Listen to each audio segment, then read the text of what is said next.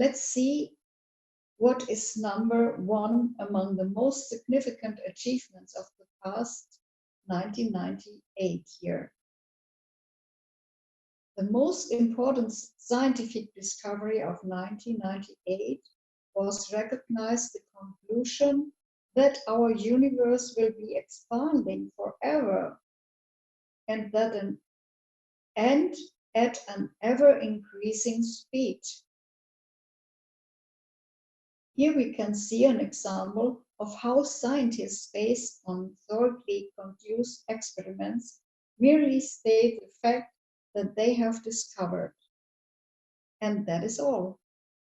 And this is considered to be a great scientific achievement, when a scientific approach must be fundamentally different. In this particular example, it is not that important what exactly was discovered by the scientists. Whether the universe is expanding or contracting is not the point.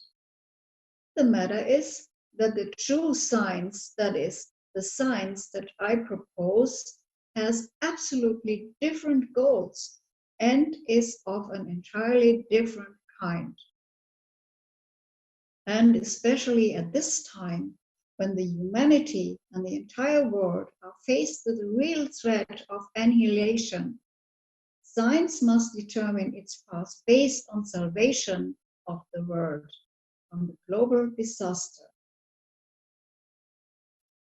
That is why I create my science on principles of achieving concrete results by a number of successive creative actions, and with complete control of each of them. My science, being also the science of salvation, aims to ultimately attain salvation and at the same time change this existing reality in the right way. True science works the following way.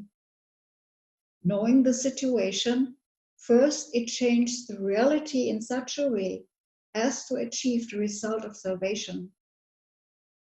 After the salvation has been attained, ensuring safety and security is the next priority. And finally, when security and safety are ensured, further development of all the events in the direction proper for the person is set. The same scheme is used to obtain any beneficial result.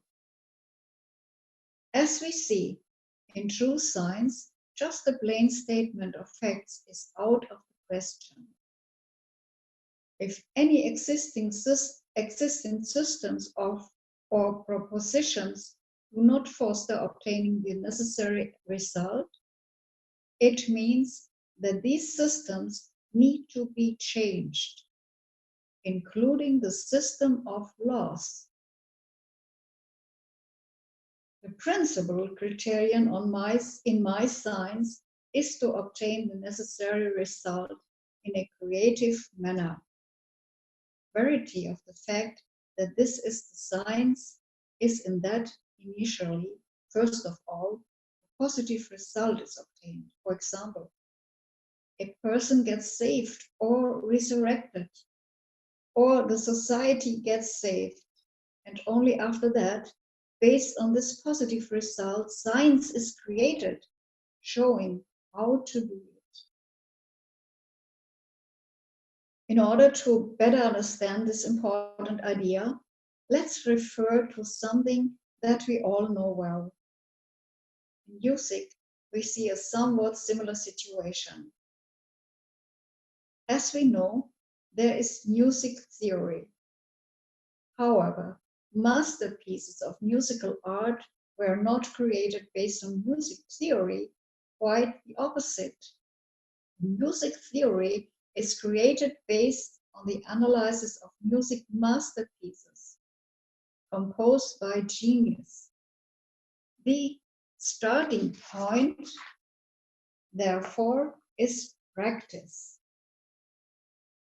Theory, which can help beginners, make their first steps is created based on the best pieces of practice. So the underlying aspect of my science is practice, that is, obtaining a necessary result.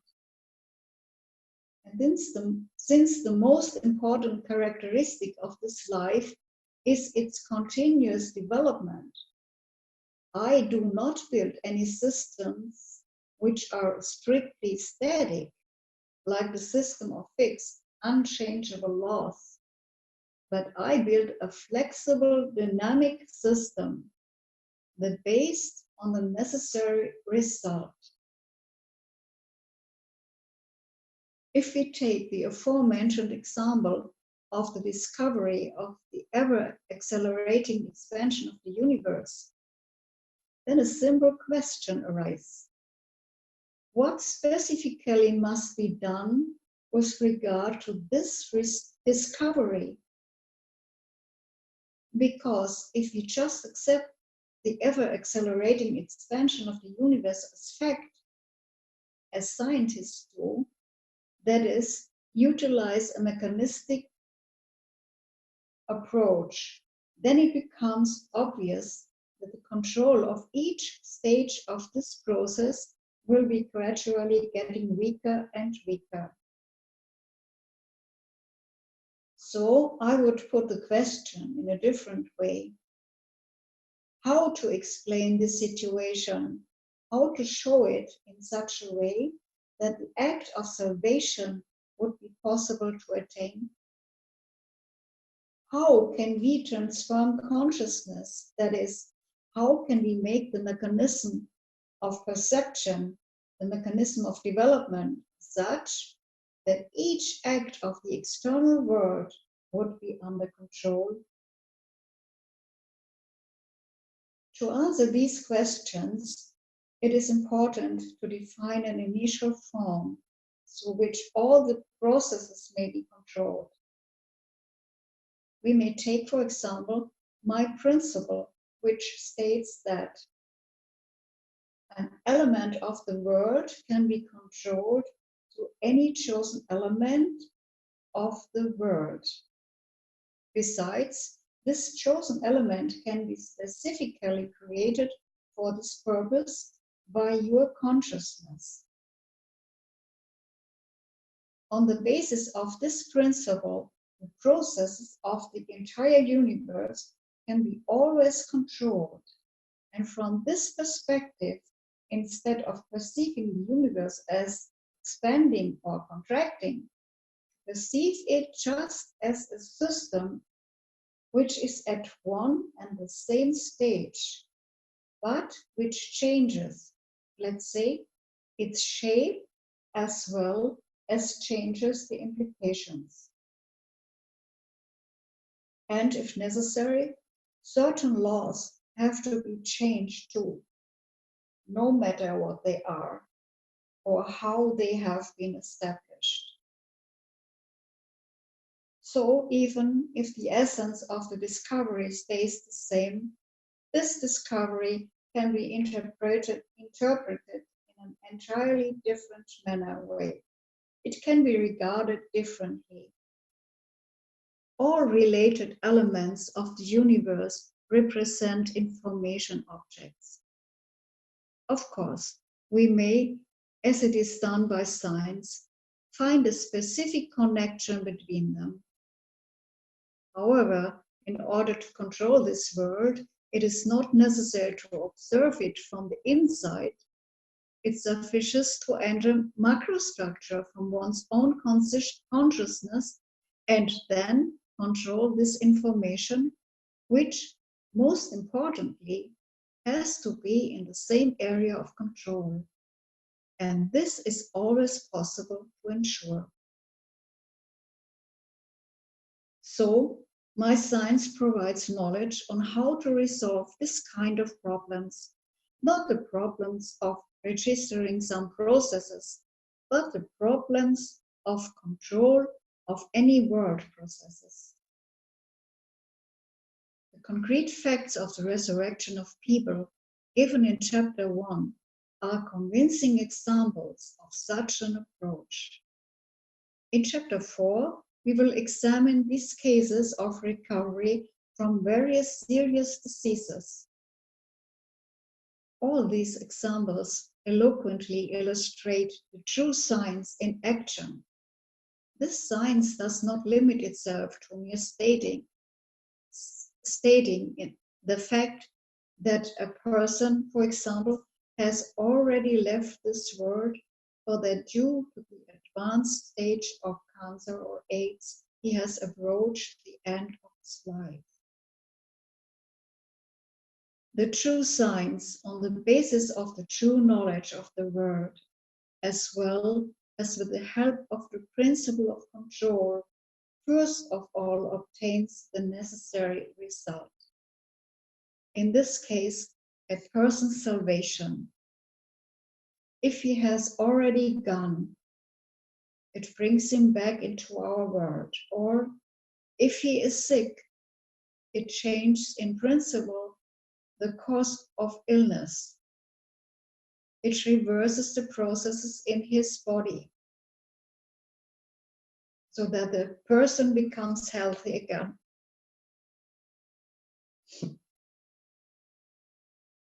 I will give another example from my practice of applying my science. I'm talking about forecasting earthquakes and minimizing their magnitude. In order to forecast earthquakes and other disasters as well as to minimize their effects, I applied the formula of the universal reality and the wave synthesis theory, which I have created based on my clairvoyance. Based on these general theoretical provisions, I designed and made a special device. I would like to emphasize it.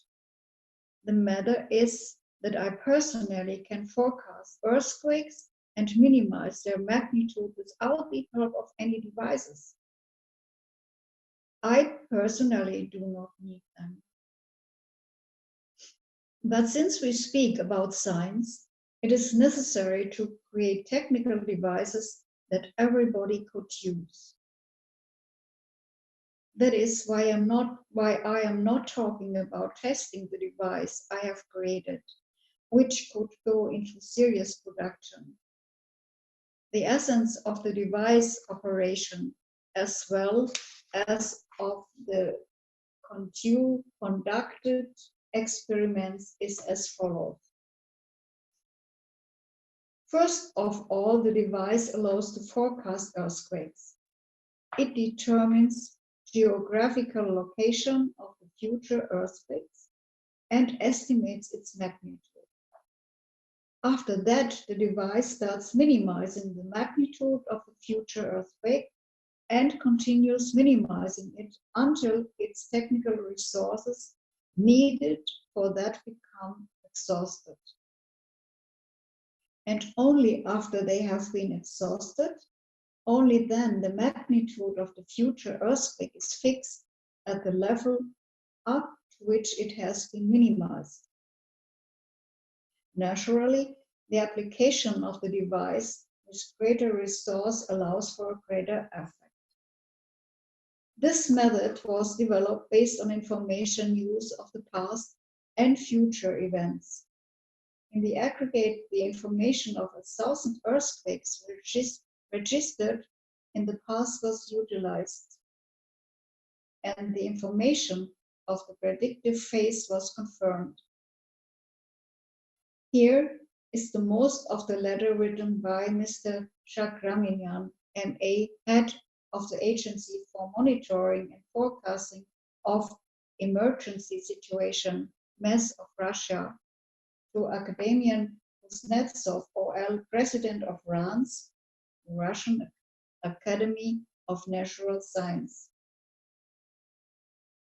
RANS, Academician Grabovoi Grigori Petrovich, applying this formula of the universal reality as well as his wave synthesis theory for the purpose of preventive earthquake and disaster forecast, translated the crystal module of the forecast into a digital form.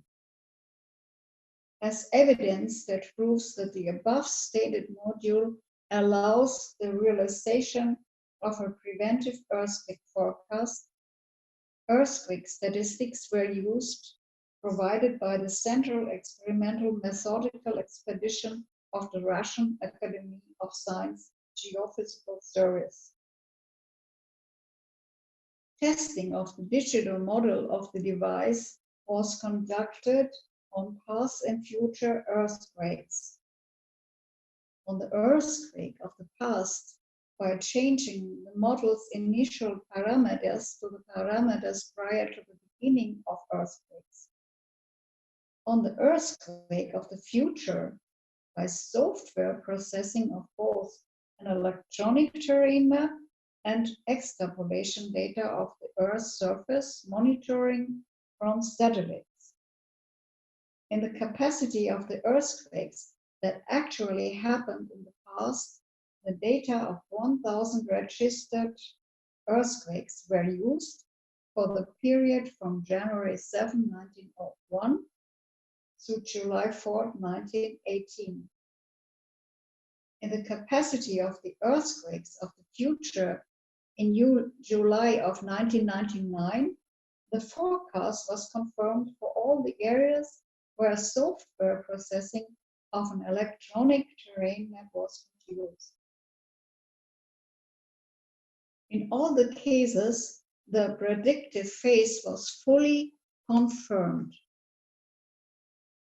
Presently, in order to translate the crystal module parameters in a digital form into the form of a microprocessor, which is able to work for a long interval of time without additional calculations, the laser radiation characteristics from the physical source have to be translated into a digital form.